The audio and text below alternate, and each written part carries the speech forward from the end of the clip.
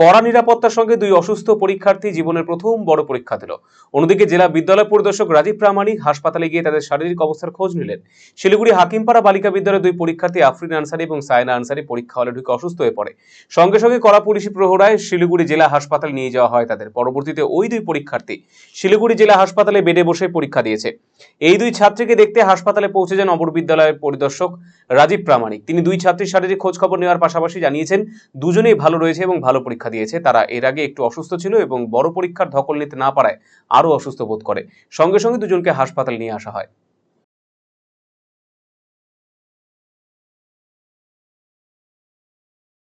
হ্যাঁ, দেখে আসলাম। মানে এরকম তো থাকেই আর কি, স্টুডেন্টরা মানসিকভাবে কী বলবো অসুস্থ থাকে, অনেক রকম সমস্যা হয়, সিজন চেঞ্জ হয়। তো যাই হোক, এরা আগের থেকেই অসুস্থ ছিল আর কি। হসপিটাল থেকে ডিসচার্জ করে দিয়েছিল, তারা স্কুলেও তাদেরকে নিয়ে যাওয়া হয়েছিল, সেখানে অসুস্থতা বোধ করার পরে আবার নিয়ে যাওয়া হয়েছে হসপিটালে। আমি দেখে আসলাম, তারা ভালোই আছে আর কি, ভালোই পরীক্ষা দিচ্ছে।